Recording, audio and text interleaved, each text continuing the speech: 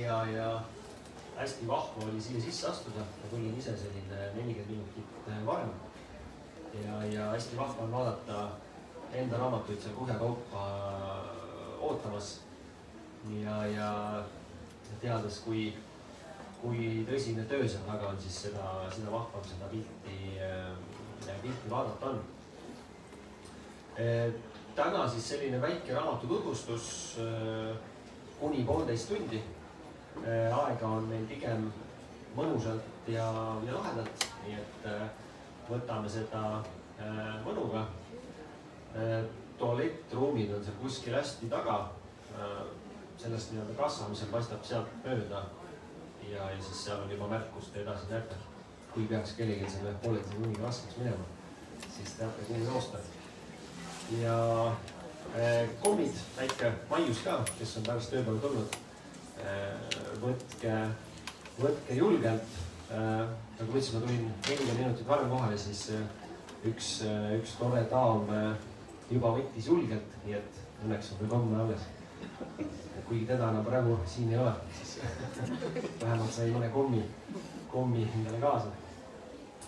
Ja küsige julgelt, mis iganes mõtteid tuleb, küsige julgelt, vaielge ka vastu. Kõik ettepanekud on alati hästi toredad ja pigem teeme sellise mõnusa vestlusõhtu kui see, et ma siis uhkelt räägin, mis ma teinud olen.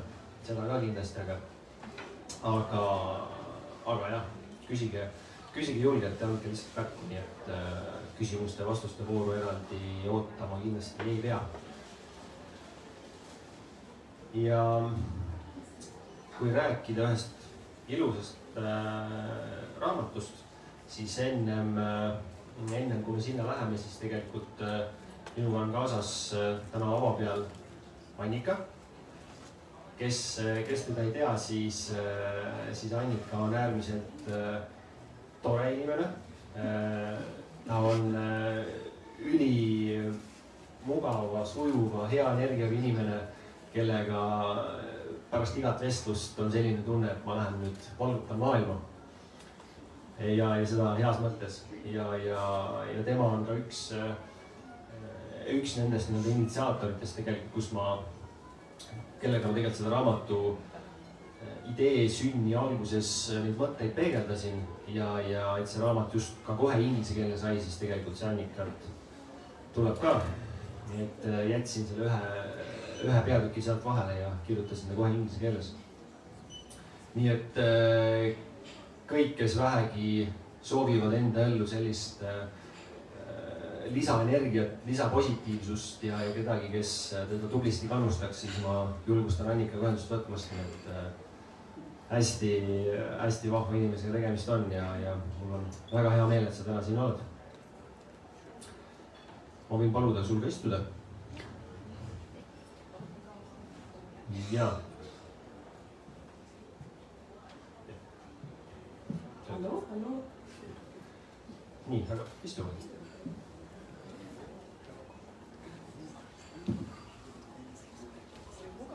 Kui mugav on siin istuda? Täitsa mugav, õnneks rambivalgust on teie peal ka seal natukene. Aga tegelikult enne, kui raamatust rääkima hakkame, siis öeldakse, et kui keegi esitab teile statistilisi numbreid, siis tuleb kõigepealt selle numbrite taha vaadata ja aru saada, millest see number koosneb. Ma usun, et vähemalt sarnane on ka siis tegelikult raamatutega. Ehk siis, kes on tegelikult see, kes selle asja kirjutas ja mis ta endast kujutab. Ja selleks, et sellest viimse detailini aru saada, siis ma tegin sellise kõike hõlmava põhjaliku analüüsi, mida te praegu ekraani peal näete. Ja see sisuliselt ongi minu elu. Ja kui ma võtan need pildid hästi kiirelt ükshaaval lahti, siis siin keskel tegemist on 1-aastase minuga. Ja tundub päris selline lõbus aeg olevat. Ja kindlasti on hästi vahva see, et kaunis ema, kes on ka täna publiku seas, on vähemalt sama kaunis täna, kui ta oli selle pildi tegemise hetkel. Ta küll keeldus täna kõnet pidamas, aga see siis teine kord. ja kui ma kronoloogias edasi lähen, siis vasakul olen siis oma 1-aastase vanuse duubeldanud. Ja nagu te näete, siis siin omadele naljatades ütlesin, et minu juuste tipphetk oli 2-aastaselt. Et sellel hetkel on juukseid olnud päris kõvasti. Ja järgmine pilt on siis sealt nii-öelda ka keskel üleval, kus ma olen siis enda õega, kes on ka täna publiku seas. Ja tema see pats on ainult pikemaks kasvanud. Ja see on veel see aeg, kus lõbustuspargid olid statsionaarsed, ehk siis sai päriselt kuskile kohale minna ja siis pilet osta ja seal päev otsa veeta. Ja kui ma elus edasi liikusin, siis jõudsin hommikusöögi laua taha. Ja kuna meie elukoht asetses selliselt, et päike paistis iga hommikusöök otse näkku, siis päikseprillid seal kuidagi vajalikud olid. Ja see ei ole üldse selles mõttes lavastatud pilt, see oli lihtsalt juhuslikult tehtud. Ja hommikusöögiks nagu ikka tollel ajal sellised head soojad saiad, mis selle kokku suurutava masina vahele pandi ja klaas sellist vanad head Eesti piima, mis meil tollel ajal sinna ette toodi. Ja pärast seda sai natuke tööd tehtud. See pilt paremal on siis Rail Balticu 1 projekti kontekstis tehtud. Pildil minuga on hea kolleeg Tõnu Grünberg, kellega mul tuleb alati meelde kuldsed sõnad, et täpsus on kuningate viisakus. Ja ma olen seda ka siiamaani jälginud, et sellepärast me ka nii täpselt täna alustasin, kuna see on teiste aja austamine. Ja kui töös tehtud sai, siis me juba jõuamegi tegelikult raamatusse ja jõuame siia tänasesse päeva. Ja võtsin siia kaasa sellise hästi kolletunud vihiku. Need on sellised, üks näide, kui palju tegelikult neid igasuguseid märkmeid ma selle 500 tunni jooksul tegin, kus seda raamatut kirjutatud sai ja tegin seda nii kõndides, trennis olles, kus iganes, kus vähegi sai midagi kuulata ja tarkust koguda. Et kõik, mis tollel hetkel sees oli, on siia raamatusse pandud, nii et võin seda uhkusega ja julgelt kindlasti väita. Aga raamatust endast siis eesmärkide seadmine ja raamat tegelikult võttis eesmärgiks vastata siis sellisele lihtsale küsimusele, et miks mõned meist saavutavad seda, mis nad soovivad ja teised mitte, vähemalt enamikel kordadel. Ja vastust ma hakkasin tegelikult otsima ühest teisest küsimust üldse. Nimelt, kas te teate, mis on inimese elus 2 nende kõige olulisemat päeva? Sünd ja surm tuli, veel pakkumisi.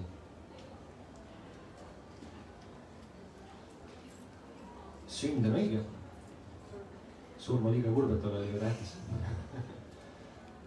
Tegelikult vähemalt selle ideoloogia järgi öeldakse, et jah, on 2 kõige tähtsamat päeva. Esimene on tõesti meie sünd, sest kui seda poleks, siis ei oleks mitte midagi muud.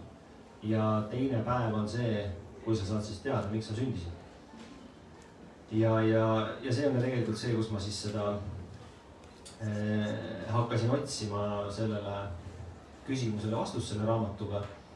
Ja selle nii-öelda siin pildi lõpetuseks, miks ma tegelikult selle siia panin, selle mõte on tegelikult see, et kui me räägime jälle 2 õigest vastusest, siis meie elus on oluline teistele inimestele ka rõõmu pakkuda. Ja küsin teisegi tabava küsimuse, et kes on need 2 toredat inimest, ütleme siis top 2, kellele me elus peaksime rõõmu viima, nendele nii-öelda, et nad meie uhkust tunneksid. Mis mõtted tekivad? Ema ja isa. Ema ja lapsed. Vanemad lapsed. Iseendale. kõik on õiged vastused, sest see top ongi selline väärikas, mida ma siinkohal silmas pidasin või ka pean, on tegelikult need kaks inimest, ehk siis 6-aastane sina ja 96-aastane sina. Et kui sa nendele inimestele rõõmu valmistad ja nemad sulle uhked on, siis on need kõik teised nimetatud ka, keda te siin juba ise ka juba nimetasite. Ja räägiks ühe väikse sellise loo ka siia juurde, kus ta võib-olla hästi välja tuleb. Mul oli üks hea tuttav, kes tegelikult tahtis alustada ettevõttega ja ta soovis toota lasterõivaid. Ja kõik teavad, et ettevõtte alustamiseks on alati raha vaja, eriti kui sa midagi toota tahad. Ja selleks ta siis osales ühel rahvusvahelisel konkursil, kus esimesed 3 kohta pidid saama siis võrdlemisi kopsaka sellise auhinna, et just äri alustada. Ja tegelikult ma ka töötasin temaga tollel ajal koos, kus ta sellel konkursil osales. Ja tõesti, ta oli hästi töökas, tubli. Esitlusteks ka väga hästi. Esitluse ja siis selle auhinna rahade jagamise vahel oli 2 nädalat. Ja selle 2 nädala vahel tõmmati see auhinna rahasid mingi põhjusel kokku. Ja tegelikult sai auhinna ainult esikoht. Ja kahjuks ta ei saanud seda kohta. Ta sai vist 2. või 3. Ja nagu te võite arvata, ta oli võrdlemisi murtud. Ja väga lihtne on mõelda sellel hetkel, et see asi pole minu jaoks. Saatus annab mulle mingi signaali, et ma ei peaks seda tegema. Ja me lasime sellel settida, võtsime seda rahulikult. Ja tegelikult reflekteerisime seda siin erinevates ajastustes, ütleks 2,5 kuud. Ja tegelikult raamatus on pikemalt, aga üks hästi lihtne asi, kuhu ta jõudis, oli tegelikult see, et üks asi on ettevõtlusega alustamine, aga tegelikult talle meenus üks hästi tore hetk. Ta oli Ohio's pärit kusjuures, selline väike koht, kus pole riideid ega töid. Ja talle meenus üks hästi tore selline jõuluõhtu, kus nende tädi tõi siis temale ja tema vennale teesärgid, valged teesärgid. Tema teesärgi peal oli siis mingisugused karikatrad, kollased sellised. Ja tema väiksem vennal oli siis selline punane auto valgete ratastega selline. Ja ta meenutas seda hetke, ta oli nagu hästi õnnelik ja sisuliselt see oli tegelikult põhjus, miks ta seda ettevõtet rajada tahtis.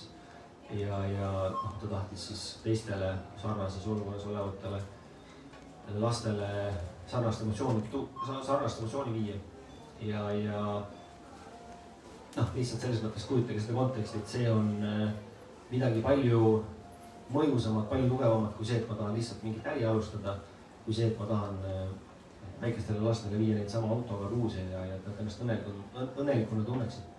Et see on tegelikult see kogu taust seal ja sealt ma seda vastust otsisin läbi erinevate lugude ja kõige muu.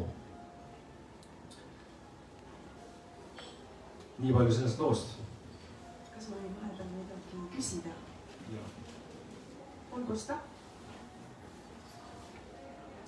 Väga ilus sissejuhatus Raido ja erakordne lugu, mis tähendab seda, et alati mingi tegevuse taga ongi suurem tähendusrikkus. Sa küsisid ka publikult, et kes on need 2 kõige olulisemat inimest sinu elust, kelle jaoks on midagi nagu teed või lood. Ja sa rääkisid 6-aastasest poisist ja 96-aastasest targast agipärisest mehest, kellel ilmselt on veel juurseid peas. Võib-olla. Aga kui sa mõtled praegu oma raamatu peale ja mõtled nüüd selle 6-aastase Raido peale, mida see 6-aastane Raido tegelikult täna võiks öelda selle kohta, mida sina praegu maailmaga jagamiseks loonud? Mulle meeldib hästi kasutada selliseid spordi analooge, et öeldakse, et ära muretse selle tulemuste kaardi pärast, vaid muretse selle pärast, kui palju sa endast oled andnud. Ja kui ma 6-aastase linnadesse ennast paneksin, siis mulle hästi meeldib see mõte, kuidas elada, et kui ma vaatan taha, ma näen sellist põldu, kus on kivi ja sealt, kus ma olen mööda tulnud juba. Ja seal ei ole ühtegi kivi, mis on jäänud teistpidi keeramata. Ja ma arvan, et minu 6-aastane mina ütleks mulle, et sa oled päris kaugele läinud ja mis kõige tähtsam, need kivid, mis on sinu teele jäänud, et ükski ei ole jäänud sama pidi nagu ta oli, et kõik on teistpidi keeratud ja ma ei tea, mis sellest saanud on või saab, aga see teeb nagu selles mõttes sellise hea hingerahu ja noh, kui oled endast andnud nii palju on anda, siis nagu meil see rahvatarkus ütleb, et üle oma harju ei hüppa, aga peaasi, et tõsiselt proovime. Ülihea, see metafoor hakkas kohe nagu elama, ma kujutan, et kõik need kivid on ümber pööratud ja selle iga kivi all võib ka mingi omaette seikluse saladus olla.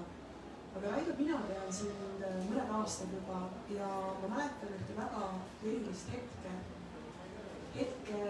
kui sa jagasid minu ja veel oluliste coachingu nii-öelda valdkonna inimestega ühte oma lugu. Ja see lugu oli armastuse võtmes kirjutatud ja jagatud. Armastus nagu selle vastu, mida sa teed ja miks sa seda teed. Ja sa rääkisid ühest vanast mehest.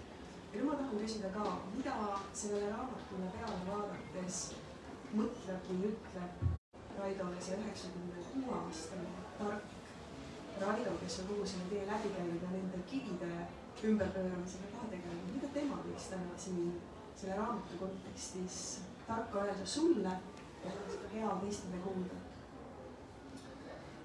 See on hea, et sa tulid, sa küsid neid küsimusi. Ta küsimus, kui 96 on päris väärikas iga juba. Ma arvan, et kui ta seda raamatut vaatab, siis ta ütleb, et see oli esimene ja kindlasti mingisugune triloogia siit peab nagu järgnema. Mitte, et ma täna tahaksin raamatut kirjutada, seda mitte, aga ma arvan, et tema seda vaataks. Ja ma arvan seda, et mis ta siin, et see kivide ümberpööramine on päris hea lähenemine. Ja seda, et kuigi on päris palju hirme, siis las nad hirmud olla, aga ilmseks hakkavad minema.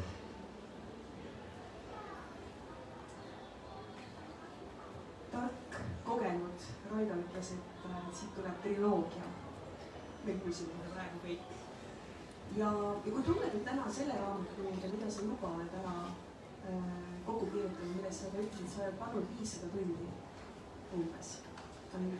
See on nimetusväärne ja kui me arvestame ka sellega, et meil on siin tulnud huvilised inimesed, kes siin oluliseks peavad ja kes peavad seda teemat ja valdkonda oluliseks ja tähtsaks.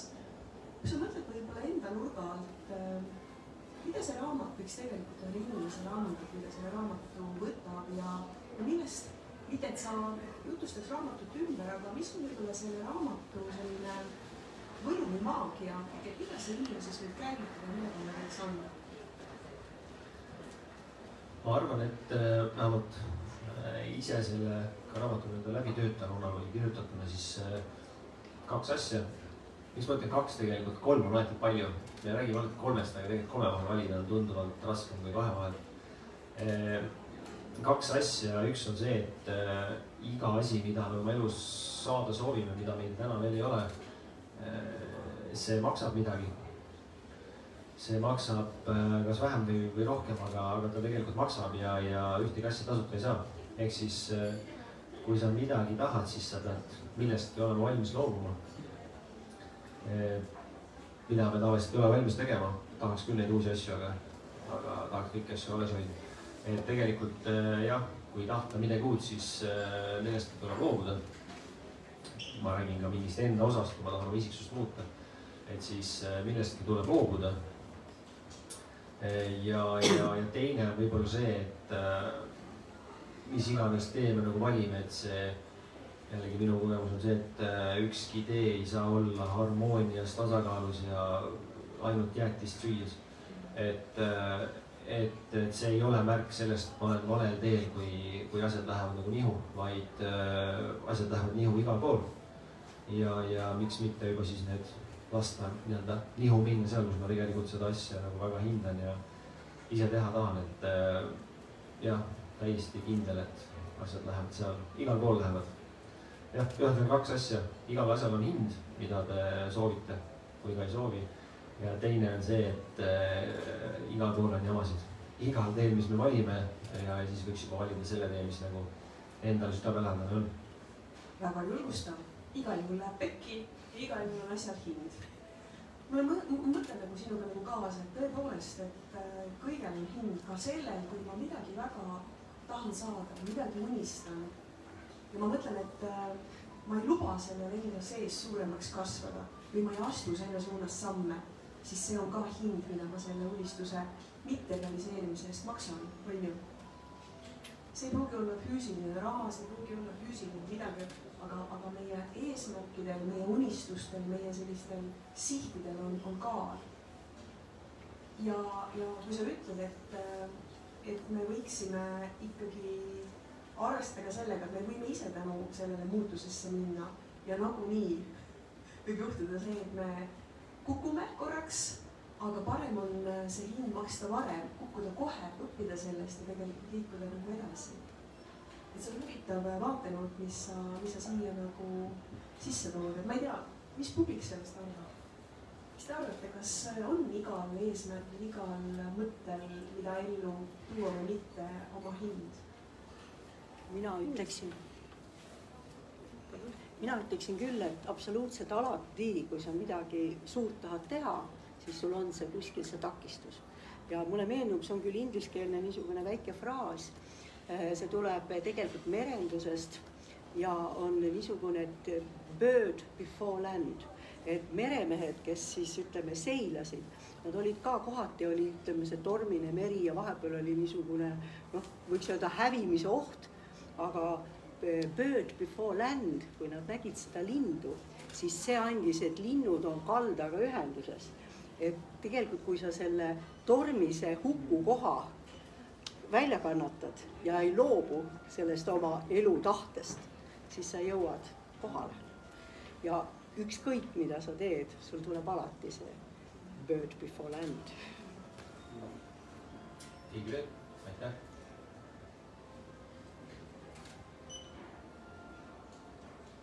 Et te teaks, et siis coachingus õpetatakse vaikimist, me võime Annikaga siin pool tundi vait olla, et lõpuks peate midagi ütlema.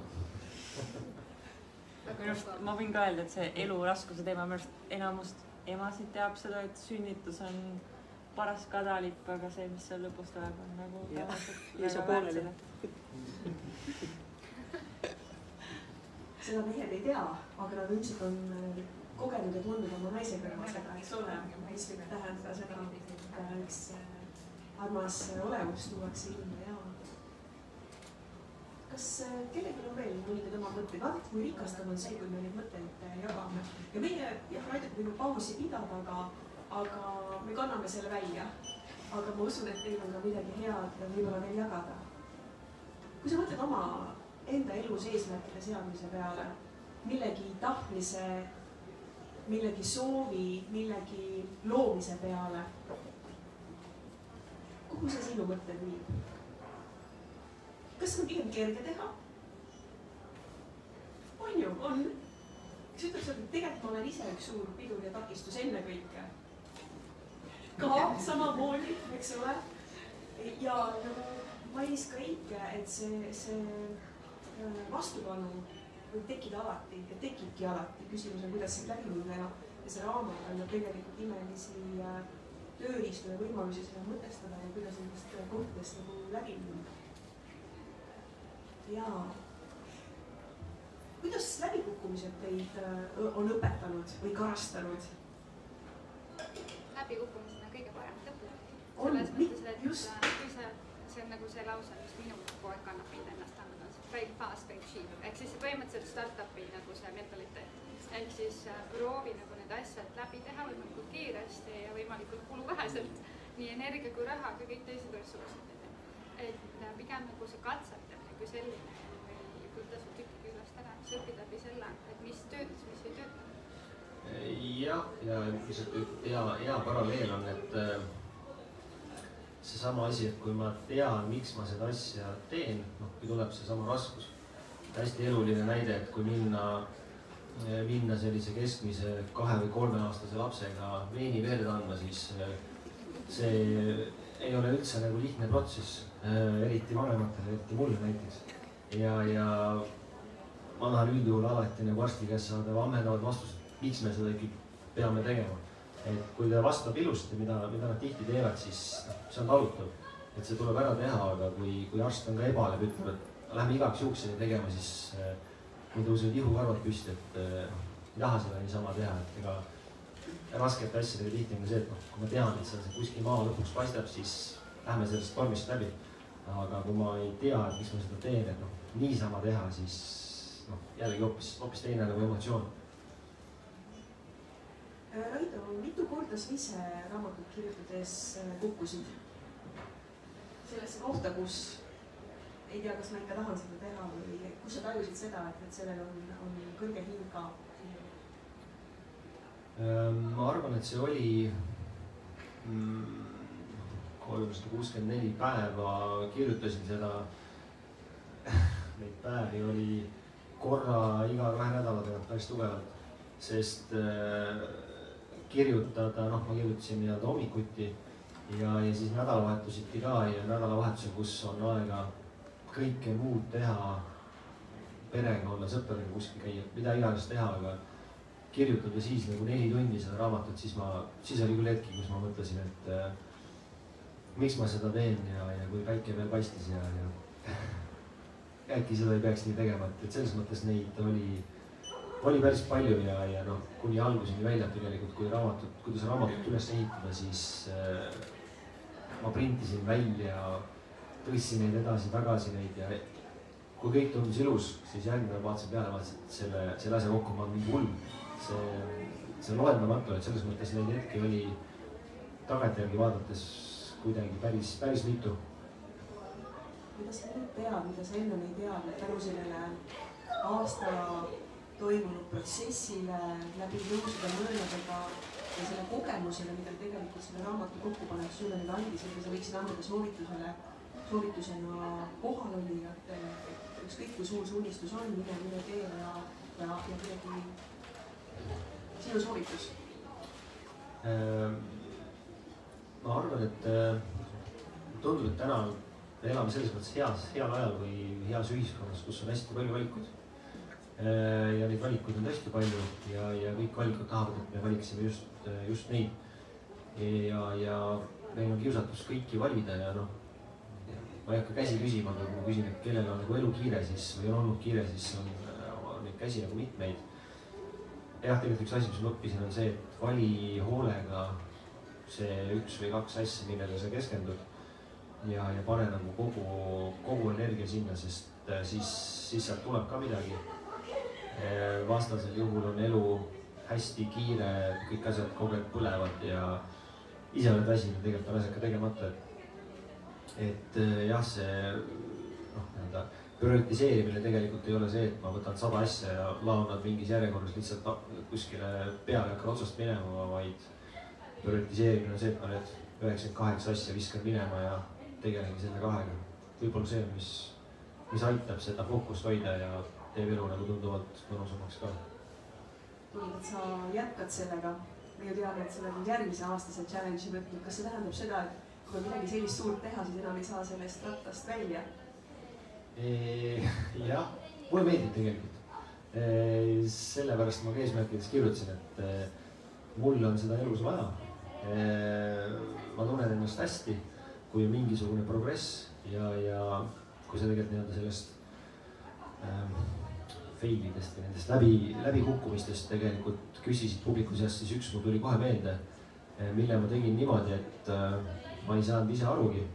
Nagu sõidad autoga, keerad põllu peale, aga ei saa aru ja ühel hetkel vaatad, et okei, et hästi lihtne asi tegelikult, mis vea ma tegin, on see, et minu identiteedi osaks sai osaliselt minu tööülesannete kirjeldus või minu ametinimetus. et ja noh, ühel hetkel sa nagu peadki ennast selleks, noh, mitte nüüd täielikult, aga ma olen nüüd juht või ma olen spetsialist, kes iganes. mina selle nagu vea tegin ja ühel hetkel, kui ma sealt rajalt maha astusin, siis tekkis see küsimus, aga mis ma siis teen ja kes ma siis täpselt olen, et selles mõttes ta oli ikkagi niivõrd nagu suur tükk ja noh, olin nagu kuidagi nii vaikimisi selle endasse võtnud ja ühel hetkel, kui seda nagu polnud, siis oli see küsimus, et no mis siis toimub ja selle nagu protsessi järgselt tegelikult ma jõudsingi selleni, et kui mul on ikka hommikul see väga äge põhjus, miks ma tahan hommikul voodist püsti tõusta, see on kulda väärt ja see võib olla nii väike kui suur, kuidas mulle parasjagu nagu õige tundub. See on nii äge, mis sa ütled, et mõnes mõttes see aasta treenis sinusse teatud harjumuse, mis sai sinu muskliks ja see muskel kasvas, eks ole. Ja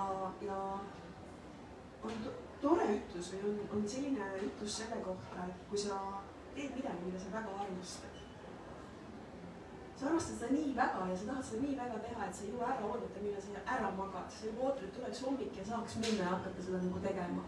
Versus see, et sa venid ja sa ei tea, kuidas need päevad nagu mööduvad, aga sinu valikud ja sinu tegemised on tegelikult hästi sellesama kvaliteediga nagu seotud ehk et võtta miskit. Ja miks ma selle küsimuse millega tõin, oli see, et kui midagi pühendada ja kui võtta see, et seada eesmärgid, panna need prioriteedid, on siis see, et meie sisemine muskel kasvab väga tugevaks. Ja ükskõik millist järgmist projekti või unistust ette võttes, sul on see muskel juba tugev ees ja tegelikult hakkavad kuidagi loogiliselt need asjad nagu minema. Absoluutselt ja noh, et see hakkab jällegi õppinud selle käigus, et see hakkab tegelikult hästi väikestest asjadest pihta, et nagu siin neid pilte näitab, et selline väike asi näiteks, et ma lubasin, et ma täna loen raamatut, eks. Noh, ma ei loe raamatut täna. Mingid sellised asjad, mida me endale iga päev lubame, ma ei tea, kes tahab küll trenni minna, kes tahab uude kohta, et noh, ma nüüd homme lähen ära ja nii edasi. Aga päeva lõpuks on need, et me veame endale antud lubadusi, viskame lihtsalt minema. Et ma ei räägi praegu teistele lubaduste pidamisest, aga kui me endale ka ei pea, siis see muskel nagu läheb väiksemaks. Ja mis see prioriteetide seadmine aitab, ongi see, et sa tegelikult sa pead seda endale antud väikest lubadust ja sellega see eneseusu nagu, kui nimetame seda muskliks, see nagu kasvab, et tegin ära selle väikse asja. Tegin selle ära ja kui ma teen seda 500 korda, siis muskel on juba suurem. Et see, jah, jälle niisugused väiksed asjad peeglisse vaadates, et ma neid endale antud lubadusi nagu kõigepealt peaksin mitte selle, miks ma iga aasta hakkab uus aasta lubadused pihta, siis on jälle läinud, et siis hakkavad jälle pihta, et see ongi see, et tegelikult ei võta ise ka seda tõsiselt, vaid see on mingisugune kaudne soov. Kas võiks siis olla nii, et raamat on käsiraamat sellest, et kui sul ei ole oma coach'i, kellega üks-ühele tööd teha, siis see raamat on nagu treener sulle, kes aitab sul seda oma sisemist musklit kasvatada ja hoida sellel teel?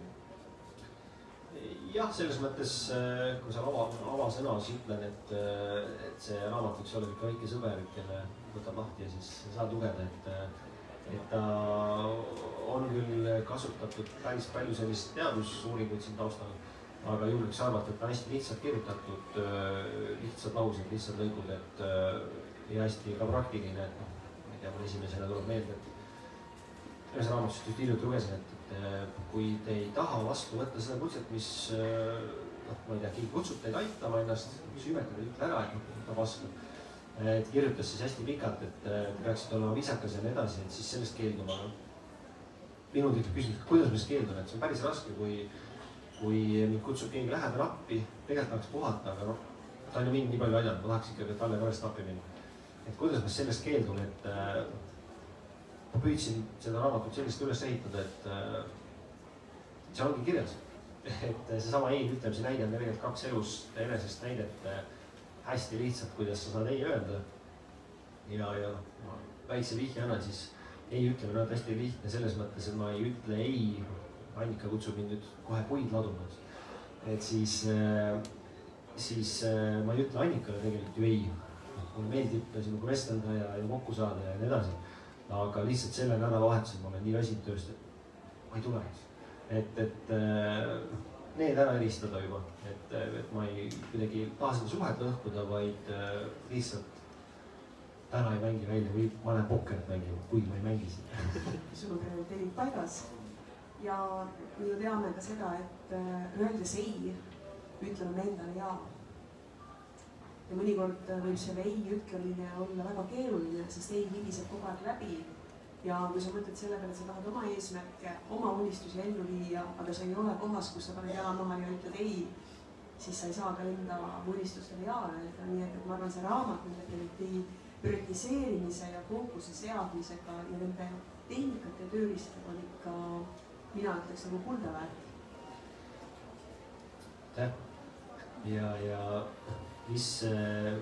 kuidas ka raadida seda, et kas mul on siis, ma ei tea, ma tahan nüüd töökohta vahetada näiteks, et kas see põhjus, miks ma seda töökohta vahetada on, kas see on õige või vale, et kuidas seda kraadida ilma, et ma kõiki neid tööriistu peaksin teadma, siis üks hästi lihtne võte, kuidas seda kraadida, on see, et kui ma tahan elus midagi päriselt teha, siis kui ma mõtlen selle peale, et miks ma seda teha tahan ja silm märjaks ei lähe, siis see põhjus pole päris õige.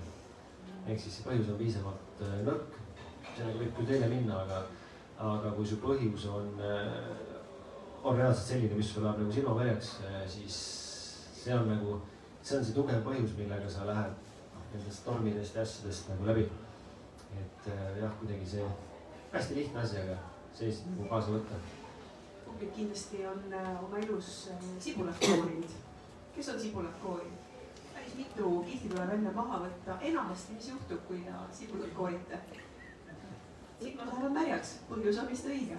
Aga mõte on selles, et mõnikord on meil need kihid meie ees ka, mis ütlevad, et võib-olla kas see on kuidagi natukene poolkõva eesmärk või midagi sellist, kui juba jõuad selle mahlase vürtsika sibulani ja silme märjaks, siis on meeleliigutus, siis on ka see tugev sisemine tahe ja jõud või ütleme isegi vägi kaasas.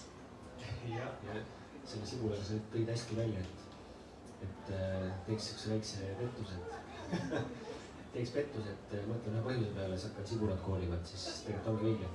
Et see on ka tegelikult sellel, mis iganes teekonnal on hästi, et seal ei saa nagu petta. Ainuke, keda sa petad, on seal, eks. Et selles mõttes petta võib proovida teisi ja kõike muud, aga nagu ennast petta. On ka inimesi, kes ennast proovivad petta, võib-olla oleme seda kõik teinud, aga sellega tõest väga kaugele ei puljeta ja endalt vaip alt ära tõmmata. On ka tõest paremaid tegevusi, mida ette võtta. Jaa, kindlasti.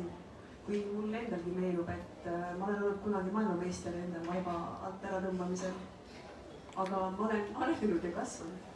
Ja võib-olla osad ka sellised targad raamatud ja targad inimesed, kellega vestelda aitavad seda nagu teha.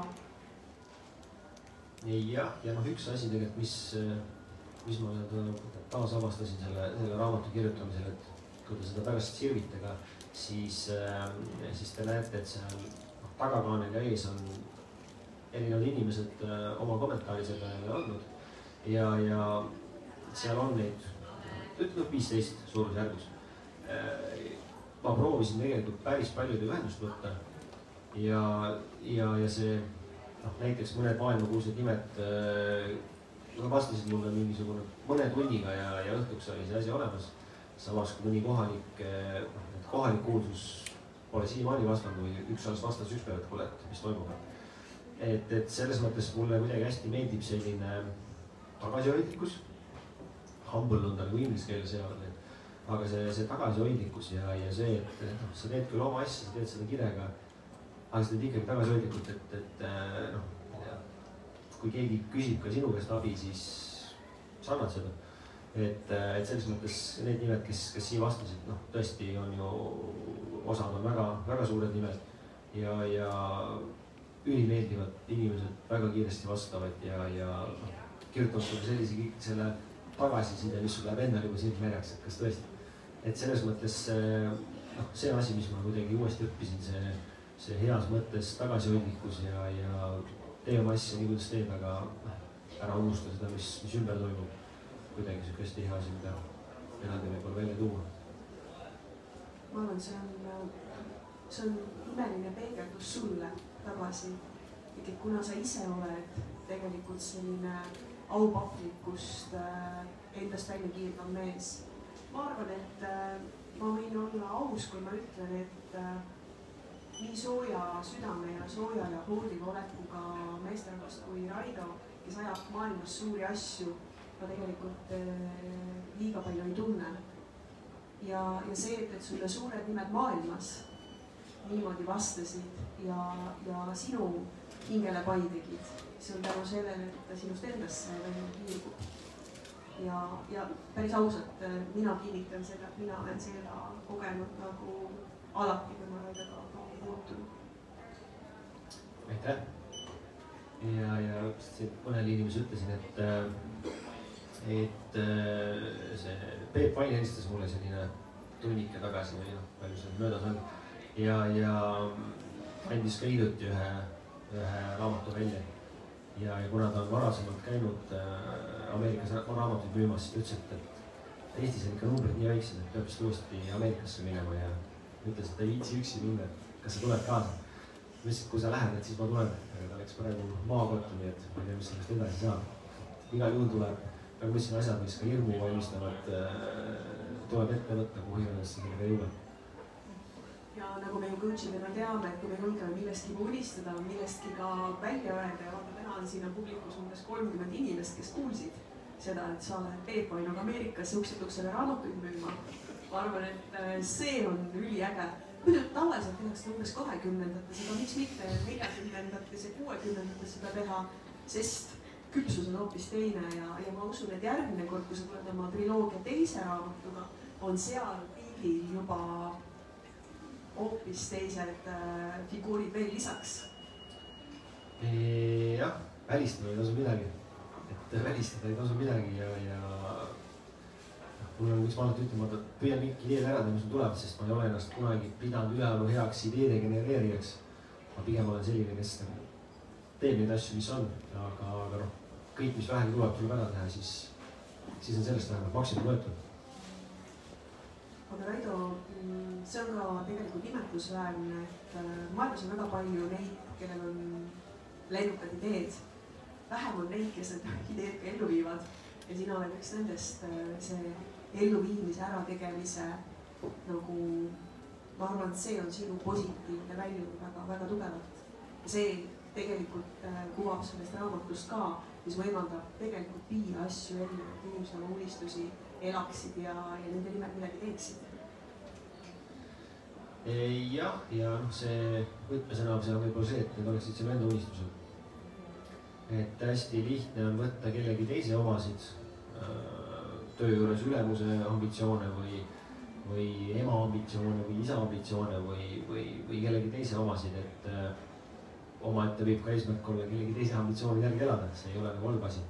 Lihtsalt, et oleks teadlik valik aga nende kogu eesmärkide asja juures võib olla see oluline, et võtta jälle see praktilisus, et tihti ju sõbrad annavad nõu, et tee siis seda, mis sulle nagu kirge pakub aga vali siis see, mis sulle päriselt meeldib.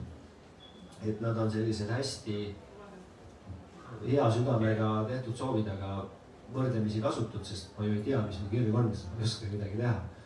Ja üks selline hästi hea asi, kus teile pihta hakata, on see, et vähemalt katsetamisega on see, et mis mulle siis päriselt põnevust pakub. Inglise keeles on ta väljend, et what excites you, et jällegi, et see, mis päriselt põnevust pakub, sealt peaks pihta hakkama. See ei pruugi see lõplik asi olla, aga see, mis põnevust pakub, on nagu väärt asi, mida taga ajada. Võib-olla selle põnevuse juurde ka võib-olla tooks juba sellise vaate, et aga mis ma ikka teen, et teised juba tegid, need Raido juba kirjutas raamatu, kas ma ikka peaksin ka kõrvalt raamatut kirjutama või tegema, siis tegelikult mitte keegi ei tee samamoodi, vaid sinu unikaalsus on see, mis sa paned selle oma põnevuse taha, nii et ükskõik mis on see sinu soov või mõte julgustuseks nagu inimestele, et järgne selle excitement'ile ja vaata, kuhu see sind viib ja võta tark raamat kõrvale, mis aitab sind nagu teel hoida? Absoluutselt, ja üks hea lugu oli selle kohta, seda oli Philadelphia's lugesin, oli üks meesterahvas õpetas siis kiropraktiku kursused ja mõtles, et avab siis oma praksise ja siis mis talle selle lokaalse ühingu poolt nõu anti, oli see, et siin on juba 3 kiropraktikut iga 10 inimese kohta, et nagu ei ole mõtet siia selle teenusega tulla, et nagu mine kuskile mujale. Ja noh, ta elas seal ja kogu elu oli seal elanud ja kolida ei soovinud. Ja noh, mis ta tegi, oli siis tegelikult see, et ta hakkas ukselt uksele käima ja ütles, et koputas uksele õhtul ja ütles, et kuule, et ma olen John ja 2 kuu pärast ma avan kiropraktiku teenuse, oleks huvitatud. Ja mis aegadel see võiks siis avatud olla. Mitte midagi ei müünud, vaid lihtsalt küsis inimeste käest. Ja ta käis seal sellise 5 nädalaga, käis nagu väga palju nagu uksi ja maju läbi ja selle mõne kuu pärast, kui ta oma selle praksise avas, siis oli kliente niimoodi, et nagu, et selles mõttes tõesti, et see jutt, et seda on juba tehtud, seda juba tehakse, mida iganes.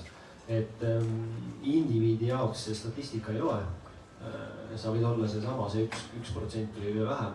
Et jällegi jah, kui sa teed seda, mis sul nagu, noh, mis sul päriselt seda põnevust pakub, siis jällegi see turuseis ja see, ma tahaks seda öelda, vahet pole. Et las see olla, tuleb järgmine inimene sinna suure lombi taha, paneb asjad teistpidi ja kolmandat pidi. Et need asjad käivad igati pidi ja sa ajad ikka oma rida ja see ongi see asi, mis tegema peab. Aga nüüd, mis sa arvad, kas sinu külalistel võiks ka anda võimaluse midagi küsida, mis sa arvad? Anname? Absoluutselt. 30 minutiga peaks piirduma see. Aga jah. Kes on juba seda raamatust sirvinud ja natukene ka võib-olla raamatust midagi teab? Anna võib-olla käega märku. Väga hea, juba siin on. Aga kui te nüüd olete kuulanud võib-olla seda Raido teekonda ja seda raamatut, et kus sinu uudisima praegu on? Mida sina tahaksid, Raido, küsida? Ja palun. Mis see järgmine aastane väljakutse? Mis see järgmine aastane väljakutse, mida ma korraks nagu juba poetasin? See, mida Annika mõtles, on tegelikult üks selline trennilaadne väljakutse. Panin 10 erinevat asja kirja, mida tuleb aasta jooksul siis erinevast mahus ära teha. Ja just selle mõttega, et siis näidata või demonstreerida seda, et ma elan seda elu, mis ma ise kirjutan. Et mis oli ka selle raamatuna üks põhimõte, et ma kirjutan seda, mis ma olen ise kogenud. Ja see on jah selline füüsiline väljakutse ja ma tahtsin võtta kõik erialad kokku, et ma ei tea, jooksja teeb selle ära, aga jooksja ei jõua luuga tõmmata ja vastupidi. Ja siis nüüd ma siin 2 nädalat juba pusid olen selle pannud. Soovitan ka Raido sotsiaalmeediat jälgida ja teeb ka nii-öelda kokkuvõtteid ja reportaaže sellest, kuidas tal on nagu läinud, et see on päris huvitav. See ei ole kerge, ma arvan, see challenge. Jah, siin lähedastel on ju peegeldanud, et minu kaal on probleemiks saamas. Et sellise mahuga nagu jooksu teha ja mingi muid asju veel, see läheb ikka liiga raskeks. Nagu näete, siis me joome vette enam nii. Et jah, see oli ka väljakutse sees ootama. Mul on ka üks küsimus, et kui midagi niisugust, nagu sina raamatu kirjutamise ette võtsid, siis sa ütlesid, et vahepeal tuleb, et päevas niisugused, kus sa ei saa midagi teha. Kas nendest, võiks öelda, kinnijäämiskohtadest on ka mõni niisugune koht, kus peakski kauem olema kinni või nagu coach'id ütlevad, et pea pausi. Et see paus või see vahepealne niisugune mitte midagi tegemine, teistel maadel olemine on edasimineku üks kõige suurem vägi. Nagu maratoni puhul öeldakse, et kõige olulisem osa trennikavast on puhkus. See on üks asi, milles ma olen äärmiselt kehva. Ma saan selle väärtusest aru ja iga kord, kui ma lõpuks sinna jõuan, siis ma tunnustan selle väärtust. et absoluutselt see annab häid mõtteid. Mul ei olnud selle raamatu kirjutamise hetkel nagu sellist olukorda, nagu vahest öeldakse, et tekib see plokk, et ei tule enam midagi välja, et ma seda ei kogenud. Aga ma olen nõus, et see puhkus on äärmiselt oluline. Mul on küll mingid asjad, mis ma tegin, sellised väiksed asjad. Noh, näiteks, ma ei tea, nädalast korra, nädala lõpus me tellisime söögi kuskilt mujalt. Ei teinud midagi ise, lihtsalt sõime. Väike asi, aga siin ma juba tundsin, et see on nagu täis puhkus. Et kui palju kellelegi vaja on, et öeldakse, et sa pead täpselt nii palju puhkama, et oleks energiat, aga mitte, et sa laisaks läheks. See on erinevates kohtades inimestel, erineval ajal ka tõenäoliselt. Aga ma selle raamatu kirjutamise ajal, ma arvan, ma eksin selle vastu väga palju. Mul on selline küsimus, et kas sa kirjutad palju ümber või parandad oma tekste, sest et ma tean seda, et kunstnikud, kes oma piltidega on rahul, maalivad neid pidevalt ümber või teevad sealt täiendusi. Hästi hea küsimus ja hästi palju.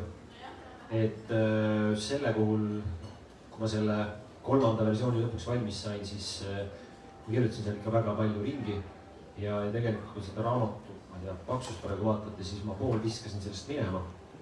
Et selles mõttes kuskil dokumentides on veel teine pool, kui mitte rohkem mingit materjali, mis sai kokku pandud heas usus, et see on päris hea, aga siia sobinud. Ja jah, see on üks võib-olla teine oht, millel lõpuks võib siia jäädagi, et sa loed selle sõnastuse ära, sa loed veel ja siis vaatad lõigud on vales järjekorras ja siis on peatükid vales järjekorras, et seda sättimist ma tegin väga palju, üks viimane kolmandik vist läks tublisti sellele või mitte rohkem.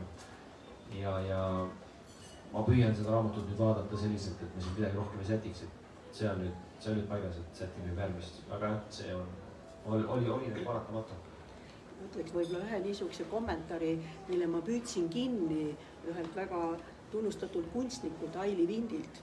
Ja Aili Vind ütles, ma ükskord sattusin tema niisuguse loovuskoolitusele ja seal oli ka niimoodi, et sa tegid seda pilti ja siis ma teen ja viimistlen ja Aili tuleb juurde ja ütleb, et Heike, kunst on ka lõpetada, muidu läheb pilt poriseks.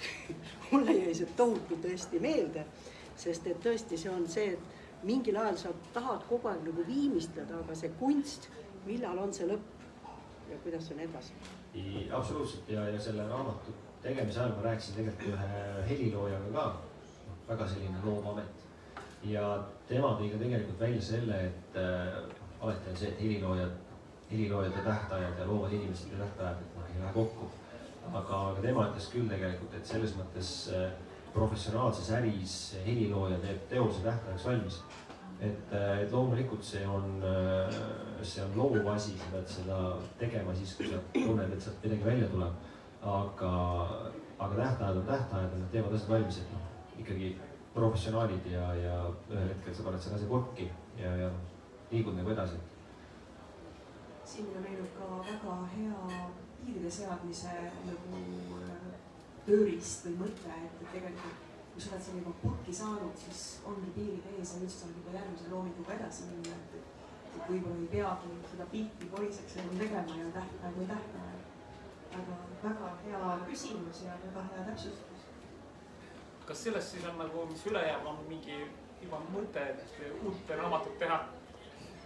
Selles mõttes, kuna see on konkreetselt eelkõige suunatud sellistele indiviididele, ma üksikisik olen, tahan ellu mingisugust mõtet või suunda või eesmärki, siis see teine ports on tegelikult tiimidele ja ettevõtetele suunatud ja selles mõttes ta on justkui eraldiseisev tükk, millest saaks teha, kui ma natuke meelt värskendan kirjutamise osas, aga sisuliselt jah, seal on nagu päris palju materjali juba nagu olemas. Me saime selle triloogiale tegelikult vastuse, et materjal on juba olemas, enam nii palju ilmselt ei tea. Tööd ja vaeva sisse paneme, mida võib-olla lihtsalt klotside kokku tõstame, jah? No loodame. Et sa ütlesid, et tuleks alustada sellest, et mis sind huvitab või mis nagu paelub. Aga oletame, kui on tegu hilisteismelise või vara 20-ndates noorukiga, keda huvitavad eelkõige näiteks videomängud. et kuidas sellist inimest suunata? Millest tema peaks alustama? Kindlasti olen teismeliste ekspert, aga ma olen kohe kolm. Siin on üks pilt, mis peaaegu tõestab seda. See päikseprillidega tüüp, ma ei tea, kui palju ta kuulaks asju.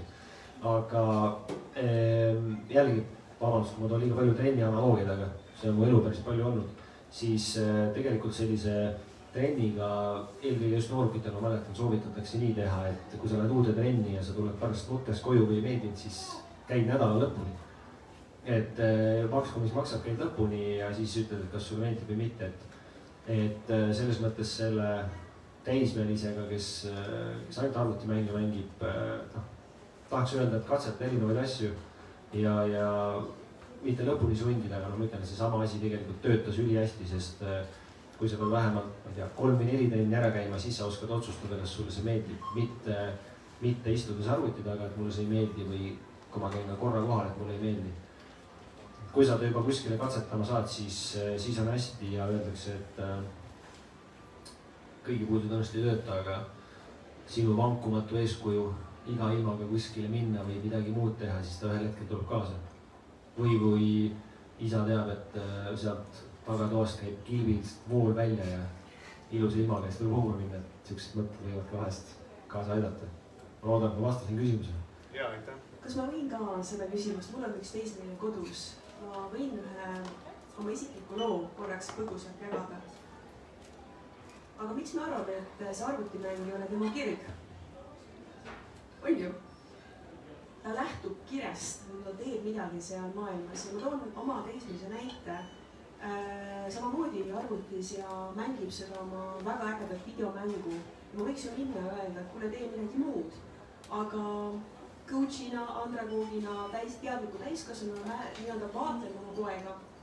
Ja ma näen, et ta teeb väga tabavaid, oli üks selline mäng, kus ta pidi muusikataktis tabama siis liikuvaid objekte ja tema täpsus oli peaaegu 100. See kiirus oli fenomenaalne, see, mida tema sõrmed tegid, see, mida tema aju tegid, tohutu fenomenaalne. Ja siis küsin ma siis oma pojad Sandrilt, et kuule Sander, et ma näen, et su musikaalsus ja su käte võimekus ja see andekus on tohutud. Kas sa oled mõelnud, äkki võiks seda sama, mida sa praegu teed, proovida klaveri peal? emme, päriselt või? Mis te arvate, milleni see viis? Meil on kodus klaver, me käisime eraõpetaja juures ja andekus, mida sa näed last ees midagi, mida ta parasjagu ennast unustavalt teeb, on see, et sa saad ainult näidata, et see, mida sa praegu hästi teed, võib-olla asetub veel kuhugi mujal. Võib-olla see on üks vaade, et täiskasvanu ei pea mitte eemale nagu lükkama noort võib-olla sellest, millest ta kinni on, aga näita seda perspektiivi, milles sa oled juba hea. Kas me proovime seda mingis teises valdkonnas veel? Ja ma lihtsalt nägin, millest ta oli hea ja seda võib rakendada teise valdkonda või teisi instrumenti või tuua teda sellest videomängu maailmast nagu välja. Lihtsalt üks selline väikene näide. Ma ei tea, kuidas see kõnetas? Päris hea mõte. Kusjuures sellega tuli meelde Brian Adams rääkis oma kontserdil sellise vahva loo tookord, et ajastud on erinevad ja probleemid on samad, et kui tema oli ka seal kuskil teismelise eas, siis tema vanemad kogu aeg ütlesid, mida sa siin toas passid, et nagu mine mängi väljas nagu normaalsed inimesed. Ka kuskil peksis mingeid asju ja üritas muusikat teha ja millega ta ütles ka, et tegelikult tema vanemad täkkesse panid, ütlesid talle samamoodi sarnaselt nagu just Annika ütlesid, et vanemad olid talle öelnud, et kuule, väike Brian, et tee seda, mis sulle meeldib, et vahet ei ole, mis sa teed, et me isaga sind igal juhul armastame ja ostsid siis väiksele Brianile tookord klaveri ka koju. Ja sealt edasi on juba teada, mis juhtus, eks. Et tal ei ole ju siiamaani erilist klassikalises mõistes haridust, aga eduks on erinevaid olemeid ka kui see, nii et huvitavad mõtted lihtsalt. Hariduse puudus ei ole takistanud olla maailmakuus ja jagada loomi, mis oled? Ma küsiks nõu. Ma olin 10 aastat tagasi, 15 aastat tagasi Rootsis töötasin. Ja mul siis oli poiss ja emad olid külla. Ja mis siis poiss tegi, avastas, et seal on televiisoris ja eurosport. Ja ta vaatas absoluutselt kõiki asju, kui need, mis on 10 või 15 aastat vana asju. Ja mõtlesin, kuule, et lähme nüüd Rootsis välja kuskil vaatame siin poodides ja ringi. Ei, isa, see on nii tähtis. mida siis teha? ma vastan ühe looga, kui tohib. Vastan ühe looga, kuna ma seda konkreetselt olukorda ei tea. Mul oli üks hea tuttav, ütlen, Jake oli ta nimi, aga tema oli tegelikult niimoodi, et ta kasvas üles perekonnas, kus tal oli 5 venda ja vist 3 õde. Hästi palju lapsi ühesõnaga.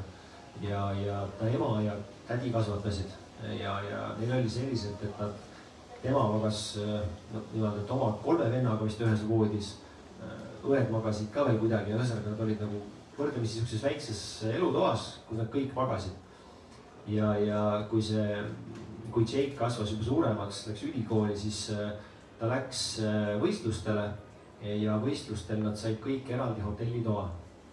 Ja õhtul, kui oli väljaminek, kõik teised läksid pidutsema, lähme tegutsema, siis Jake ütles, et ta on seal hotellis voodis. Teised ei saanud aru, et mida sa seal voodis passid, et nagu tule välja, tegutse ja toimeta ja Jake ütles, et ta oli üksi voodis. Ta läks siis magama, ise tahtis, kustutas, tule ära, lihtsalt magas. Et see perspektiiv ja see taust oli tal nagu hoopis teine. Aga ma lasen Annika su küsimusele vastata. Lihtsalt tahtsin selle siia juurde tuua, et kui keegi midagi teeb, et siis see võib tegelikult täitsa loogiline olla, aga lihtsalt tema tuleb elus hoopis teisest kohast ja talle ongi see nagu praegusel hetkel kõige parim. Ma arvan, et sa vastasid tegelikult juba printsiibis täiesti geniaalselt. Ja ma võin ise enda elust näite tuua, kui ma olin ise teismeline, ma olen Tartu tüdruk, Tartust pärit. Me saime koju satelliittelevisiooni. Mis te arvate, kas MTV kõik top hits saated olid üle vaadatud, liikus see kõik pingeread iga päev kirja pandud, see oli lihtsalt fenomenaalne ja sealt tekkis huvi muusika vastu. Me võime Brian Adamsist, me võime oma aja nagu tegijatest palju rääkida. Ja võib-olla selle noorel, sa kirjelda, sina küll oleks tahtnud teda võib-olla kutsuda Rootsit avastama, aga mõnikord me võime anda talle selle koha, las ta siis saab küllastumiseni ja seesama uudishimu, mis temas on. See rakendada sellele, et kuuletada, kui sa suudad olla millelegi nii keskendunud ja pühendunud. Vaata, mis võiks olla veel siin avastamist väärt, eks ole, kutsuda tegelikult ta sellesama oma tugevuse pealt tegema veel midagi. Ja ma hindan ka seda, et kui ma kunagi ei ole saanud üksi voodis magada ja ma jäängi sinna hotelli ja see on minu kõige nagu mõnusam press üldse ja nähes seda Eurosporti, ma ei tea, kuhu see noor on tänaseks jõudnud, kas see sport on kuidagi avaldunud tema töödes, tegemistes, andekustes, aga ta on kindlasti midagi talle nagu andnud. Päris otseselt vastust ei ole, aga aita noorel siis tema tähelepanu ja seda fookust nagu suunata. Ja sellega seoses, et tunnustada seda, millest ta juba on hea ja näita, et ta vaata seda sama, mida sa praegu teed, rakendada veel kuhugi millegi muu avastamiseks. Nii palju võib öelda, et ta on nüüd siis pereinimine, tal on 2 last ja tal on töökoht ja selline korralikud eluviisid ja nii ja naa. Aga seekord oli küll, mul oli täitsa niimoodi, et mida teha. Tuleb siia külla, istub ja vaatab Eurosporti. Ja kui ütled, et kuule, et lähme nüüd korraks välja. Ei, isa, see on nii tähtis. Ma tahan seda näha. Toona isiklik loo siia. Ema naerab sellest, ma pean rääkima sellest. Et see on hästi selles mõttes suhteline, et minul kunagi, ma mäletan, kui vanema siis oli, ma olin ühe filmi fänn, nagu tõsine fänn. Ma olin Godzilla fänn. Kes te teate seda? Kas see Godzilla ükspäev oli, alles telekas? Nüüd oli, nüüd ma saan seda vaadata. Oli, nägin ikka. Ja vaata, see oli tolle aeg, kus ju ei olnud mingisugust järelevaatamist, tagasikerimist, mida iganes. Ja ma olin nagu, sealt siis tuli harva. Ja ma teadsin, et see mingi õhtul tuleb. Ma siis vaatan ja ma ei tea, mis asja ma tegin, aga ma sain karistada. Ja Godzilla jaoks oli telekas nagu kinni. Ja ma mäletan seda siiamaani, et vot sellel hetkel ma ei saanud seda Godzillat vaadata, et võib-olla see Eurosport oli tollel ajal tema nagu Godzilla, et ei oska öelda. See on huvitav, kuidas tegelikult mingid mälestused tulevad üles ja mingi seos milleniga, aga kui me millelegi keskendume ennast unustava, siis seal taga võib olla see mingi kirge passion ja kui me tahame vanematena, sõpradena, kolleegidena, pereliikmetena oma lähedasi toetada, siis toeta seda, et ta saab seda oma kirge tegelikult nagu laiendada ja aita nagu näidata, et mis vaatenurga veel võimalikud on. Aga kui millelegi pühendutakse, süvenetakse, siis sellel on tegelikult suurepärane kvaliteet. Ma arvan nii. Võib-olla tahab keegi veel külalistest midagi selle mõtte kas lõpetuseks või kokkuvõtmiseks jagada? Äkki tahab ema rääkida oma sellest? Ei taha. Me oleme sellest nii palju vestlenud, ütles, et ma olen ei teadnud, et see Godzilla oli nii oluline. Mis sellest sabaga sisalikust ikka nagu karta. See oli tõesti ka vapustav info, vaatasin ka seda. Ei, see on hea film. Kas see praegu kuskil on järelvaadata? Ma juba läheks uudis juba uuesti vaataks üle. Sellest 2 nädalat tagasi mingi jutt oli. Oli just jutt. Kus see reporter seal ilmis käis ja jooksis. Ja see tuli sealt. Hea on teada, et on teisi fänne ka, millest mulle ka see film väga meeldib. Ma vaatan aega. Kas me teeme selle väikse harjutuse? Ma arvan, et teeme. Püsti juba tõusma ringi ei pea kargama, aga lihtsalt selline väike amps siia neljapäeva õhtusse, kui suured pühad peale tulevad. Et siis teeme sellise väikse harjutuse, istuge rõõmsalt edasi, kuskile püsti tõusma ei pea. Kes üldse teha ei taha, siis loomulikult ei tee. Nii lihtne see elu on. Aga tegelikult, kes vähegi tunneb, siis pange silmad kinni, kui teile tundub see mõnus. Juba neljapäeva õhtu ka ja võib väike suke unepiiska olla, nii et pange mõnusalt silmad kinni ja mõelge tagasi mingisugusesse ilusasse hetke enda lapsepõlvest või siis varajasest noorusest. Ja olge hästi spetsiifiline, et see, et te suviti vanamees ujumas käisite, ei ole nagu piisav detailsus, vaid mõelge ühte konkreetset olukorda, kus te ennast väga hästi tundsite, olite rõõmus.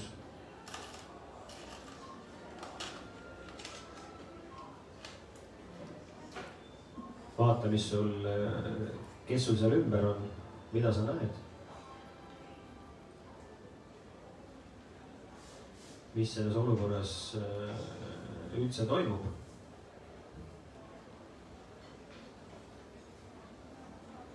Ja mõtle ka sellele, et mis on see, mis sind selles hetkes ennast hästi tundma pani.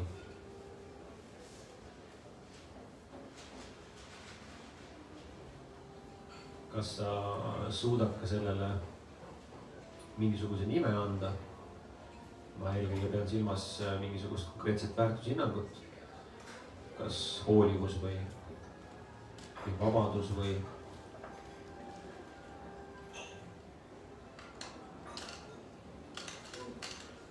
ja nüüd, kui sul see väärtushinnang või väärtushinnangud, mis selles ilusas hetkes, mida sa kogesid, on olemas, siis mõtle selle peale, kui palju neid hetki nende samade väärtushinnangutega sinu tänases elus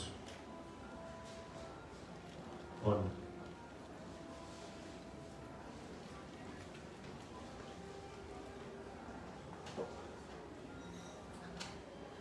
Ja enne kui ma palun sul vaikselt silmad lahti teha, siis mõtle ka selle peale, et 3 mõnusat sooja päeva ootavad ees ja seesama või need samad väärtushinnangud, mille peale sa just hetked tagasi tulid, siis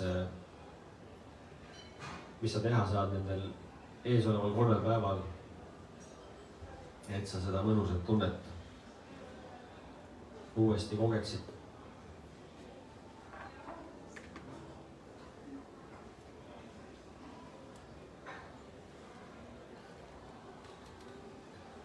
Ja viimasena, et kui sa nüüd seda mõtlesid, mis sa teha saad, siis see on see väike lubadus, mis sa just endale andsid. Ja hoia seda au sees ja tee see väike kingitus endale ära. Ja kui tunned, et see kingitus on ilusti rinna taskusse pakitud, siis ava vaikselt silmad ja tervitame sind ruumi tagasi.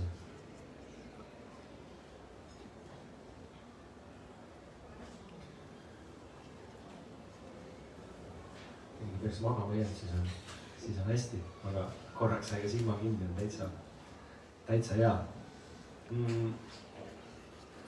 See harjutuse tegelikult see mõte on see, et on hästi selline üks hetk, aga noh, me oleme varem elus tegelikult päris palju õnne ka kogenud, sõltumata mis me ka muud kogenud oleme ja hästi lihtne on alati meelde jätta midagi sellist, mis ei olnud selline, mis meid toetaks ja ennast on hästi hea programmeerida ja mõelda ka oma selle eluvalikute peale just läbi enda isiklike väärtuste ja see on selline üks hästi kiire harjutus, mis isiklikke väärtuseid natukene paljastab ja ma arvan, et isiklikud väärtused on ka need, mis aitavad meil otsustada, millal jah ja millal ei öelda.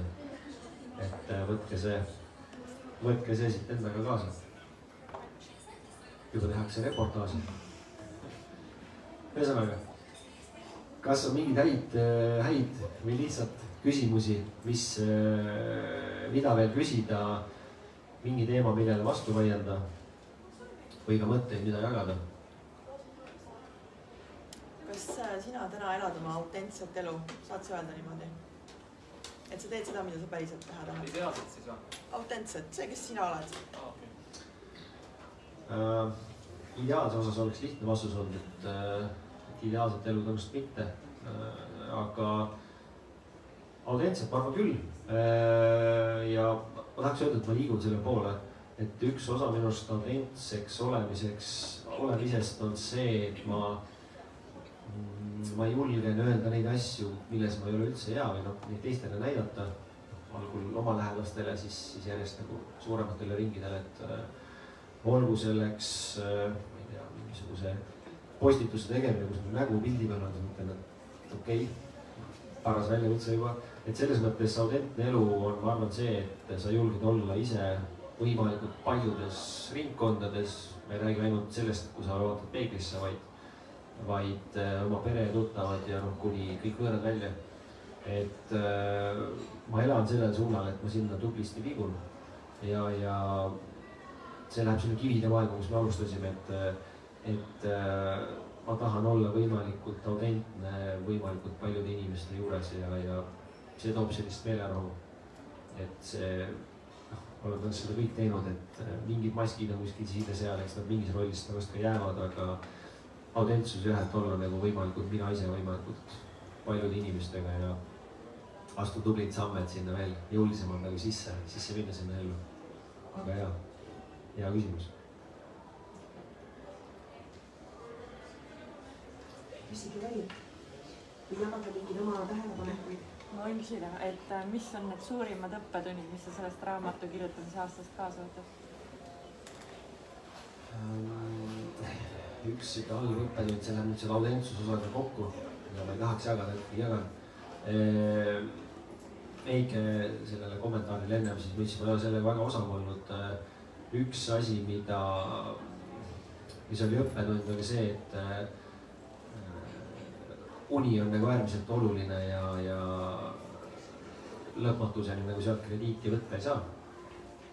Ma tegelikult näpistasin seal selles punases tsoonis olin päris tihti. Sest kui ma ütlesin, kui ma hommikul kirjutasin raamatut, siis tegelikult enne hommikut oli tavaliselt veel trenniskäik. Ja kui seda kaasa võtta, siis on see, et see taastumine ja see on nagu hästi olulised ja ma olen selle vastu elus päris nagu palju eksinud. Et tahaks öelda, et ma tõmbasin selle mõnusa tugeva joone sinna vahele, et ma seda enam vähemalt kontrollimatult ei tee. Mingis episoodis me seda kindlasti ei välista, aga see on see asi, mida tasub nagu hooguses hoida. Enda selline energiatase nii füüsiliselt ja mentaalselt, et see ei ole nagu see hoiukassa, kust nagu võtta, sinna tuleb asju panustada. Ja teine võib-olla on see, et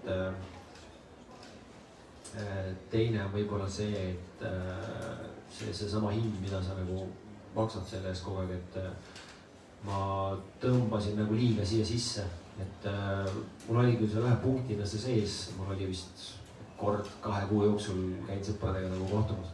See oli liiga harv, et seal ma näpistasin ka või noh, isegi lõikasin endale näppu, et see teistega suhtlus nagu toidab seda meelt nagu väga palju. Et jah, energiatase ja siis selline tubli sotsiaalsus tunduvalt rohkem, kui ma siin raamatu kirjutamise ajal nagu lubasin. Ausad vastused. Väga puudutavad need vastused. Ma arvan, et palju võivad ennast ära tunda. Mis te veel sooviksite küsida või midagi ka Raidole head öelda? Võib ka halba öelda. Või ka arendavalt öelda? Jah, just. Ma küsin, mis on esimene asi, mis hommikul mõtleb, et sul niisugune tahtejõud nagu on kõike teha kogu aeg, ei järgitud?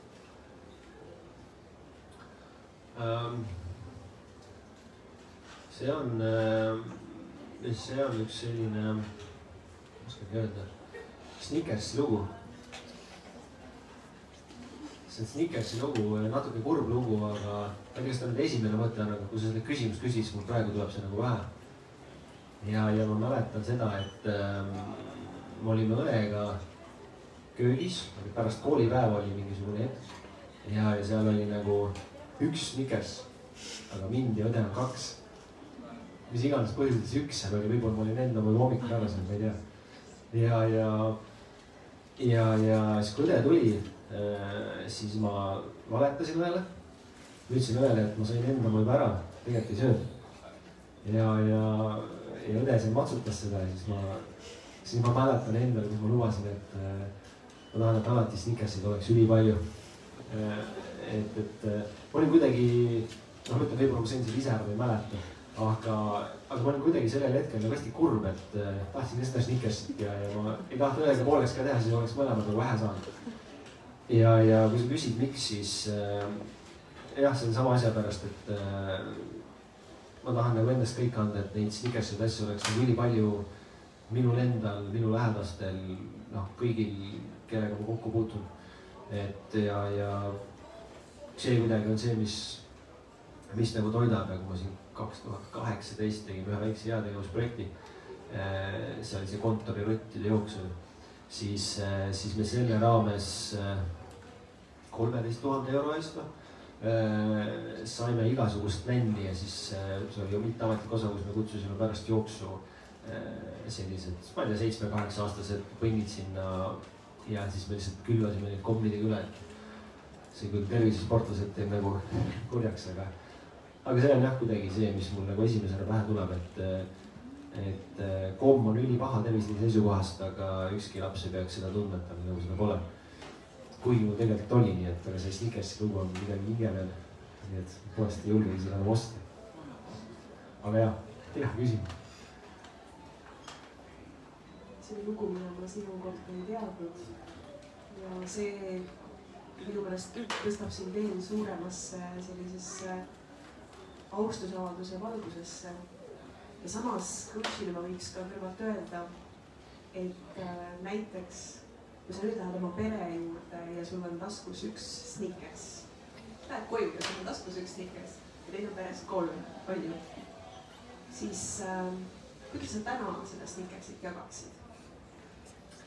Head küsimused. Ma võib-olla kasutaksin see ühte alatut nippi, mida üks tuttav kunagi tegi minule ja õele. Ta tegi niimoodi, et tal oli 1 10-sendine, 1 20-sendine ja 1 50-sendine. Sorry, Rail. Ta tegi niimoodi, et ta ütles, et anname Railile 10-sendise, 20-sendise, kuna ta arvab, et saab rohkem. Mina sain selle 50-sendise endale. Ja ma teeks tõenäoliselt sarnaselt, et lõikaks Kerstile suurema tüki ja siis väiksele mehele ütleks, et Snickers oligi päris väike. Ehk siis tegelikult ta tunneb ennast hästi, saab vähe väikse apsu ja Kersti saab rohkem süüa ja mina ei pea praegu Snickersit sööma, kuna mul on vaja siin liifida natuke. Väga hea ja juba tegelikult on see mõtteviis veidi muutunud. Aga ma annan võib-olla ühe soovituse ja seda võib igaüks nagu mõelda, on see, et kui sa lähed midagi kaasas omades oma lähedaste juurde või kellegi juurde, siis see ühte kohveki või seda ühte Snickersit, lapsed ilmtingimata ei pea seda magusat saama. Nad on hüperaktiivsed ja võib-olla ei maga ka hästi, aga sina kaasaga võiksite üksteist ju küll väga hästi tunda, et teie akud oleksid täis. Kõigepealt isekas võiks olla öelda, et söö see Snickers kõigepealt ise ära, mis olla kallid kaasal sind nagu rõõmsana näha ja ka laps tunneks ennast hästi. Aga et jaga sinna kohta, kus tegelikult selle ressursi juurde andmine võiks olla terviksüsteemile, nii-öelda sellisele ökosüsteemile nagu kõige kasulikum. Ja see on hea nõuanne ja põhjus, miks ma ennast sinna valemisse pannud on see, et mul on imelikult hea nina igasuguste maguste asjade peale, et kui see juba kodus on, siis ma olen selle tõest ära söönud, nii et kui see Snickers on, siis keegi teine sööb. Aga nüüd ma saan sellest fenomenist aru, ilmselt kui ta on juba selle Snickersi ära söönud, siis ta enam ei määrata, see lõhn on juba kadunud. Ta võib olla, et ta sõi selle Snickersi ühe juba siis varem ära ka. Täpselt. Aga nalja võib ju ka teha, on ju? Absoluutselt. Peabki tegema. Absoluutselt. Ja siis ma lubasin täna ühe raamatuga välja loosida. Jaa. Nagu päris. Seda teeme selliselt, et öelge mulle üks number 1-20-ni. 9. 9, suurepärane. Ja siis öelge mulle palun veel üks number 1-4-ni. 3. Ja siis öelge, kas parem või vasak? Parem. Nii, ma nüüd jätan selle jada meelde. Paremalt hakkan lugema. 3. rida ja ma loen 9-ni ja ma loen ussina nii-öelda seni, kui ma 9-ni, ehk siis minu paremad rida on Merjan 1, 2, 3, 4, 5, 6, 7, 8, 9. Kristjan.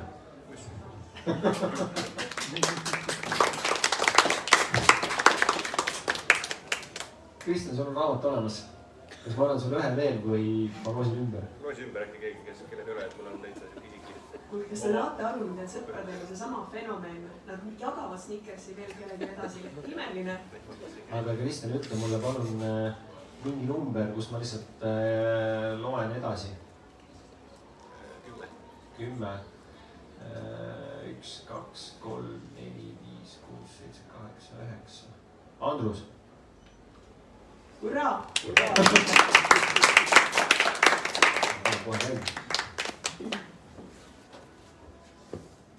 Ma tegin tegelikult selliselt, et ma lihtsalt pastaka kaasa, kui ütlen nime koha peal. Ja seni, kui ma seda nime kirjutan, siis olgu veel öeldud, et kirjatehnika on minu elu üks nõrgemaid alasid, nii et ja aru ei saa pärast siis teada vähemalt, et mina kirjutasin.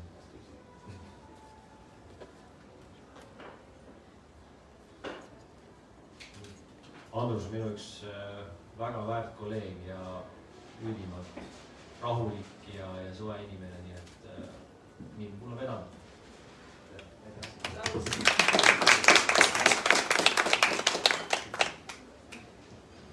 Ilmselt läks raamat väga õigesse kohta. Absoluutselt. Temaga on palju häid mõttevahetusi juba olnud. Andrus, tahad sa ise midagi öelda? Raske öelda selles mõttes, et ma ei ole ette valmistanud. Ma tean, et Raidol oli selline plaan ja me oleme koos olnud jõulust jõuluni, ehk siis eelmisest jõulust, üle-eelmisest eelmise jõuluni. Töötanud koos ja rääkinud lõunapausil nagu maailma asju ja arutanud ja ma tean, et tal selline projekt oli, aga ega ta väga ei avaldanud seda ja siis me nagu natuke põrgatasime ja kuulasime teineteist. Aga nüüd see on siin vahel, ma saan aru, et seda tuleb lugeda. Ootan huviga, nagu öeldakse. Absoluutselt. Ja kuna ma kõigi teiega olen nagu selle raamatu kirjutamise ajal suhelnud, siis me kõik mõjutame teineteist ja kindlasti killuke teie tarkust on siin raamatus kuskil rea peal olemas, nii et aitäh selle eest, et üksi me seda kokku kogunud pole, nii et teie käest on ka see osaliselt kindlasti saadud. Ja nagu me alustasime täpselt, siis lõpetamisega on see asi, et kui natuke varem lõpetad, jääb inimestele hea maik suhu ja kui natuke hiljem, siis pärast hakka seda meenutama. Et hetkel, kui siin 3 minutit on lõpuni täname. mul on üks, enne kui me lõpetame. Okei, jah. Üks niisugune, meil on ikkagi 3 minutit aega. Et huvitav oli see, et mul oli ka täna niisugune tööpäev, ma jõudsin koju ja mul tuli meelde, et on Raido see esitlus. Ja siis ma küsisin iseendalt, et ma tegelikult tahaks nagu minna. Siis ma küsisin endalt ka selle küsimuse, mis sina küsid, kui sa valikuid teed. Miks? Et miks ma sinna lähen? Ma olen Raido sinuga kokku puutunud üks kord päriselt seal Annika sünnipäeval. Ja siis jäi mul sealt üks huvitav niisugune, mis ma sain sellele miksile vastuse, on see sama humble.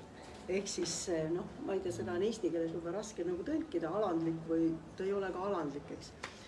Ja tegelikult see oli see, miks ma siia tulin.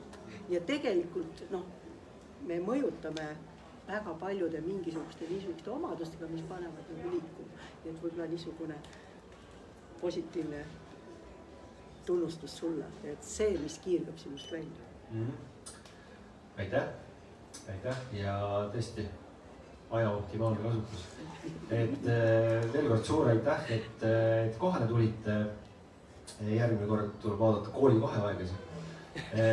Aga suur aitäh, et kohale tulite ja kindlasti huvitavates vormides, mida ma veel ette ei oska öelda, kohtume veel ja soovin teile häid algavaid pühi ja homme pidi tulema üks 3 Eestis olevast rannailmast, nii et ei tasu seda maha magada. Aitäh! Aga Raido jättis veel midagi olulist ütlemata. Igaüks teist saab täna ka soodushinnaga koha pealt raamatu soetada ja teil on võimalik autorilt ka sissekirjutus saada. Ta tegelikult on kirjatehnikas päris hea, ärge kartke, ta ei riku raamatut ära. Nii et see võimalus ka ja ma arvan, et kui ametlik osa saab läbi, siis see, mis edasi siin võib toimuda, et Raido ilmselt on veel mõnda aega siin, et kes tahab ka personaalselt rääkida, siis olge lahked. Aga aitäh ka minu poolt, aitäh sulle Raido selle kutse eest. See liigutas mind väga olulisel määral selle austuse ja usalduse eest, et sa oled mind sellel teekonnal enda kõrval hoidnud ja selle kõige olulisema tähistamise hetkeks kutsusid mind endale koos ja aitäh.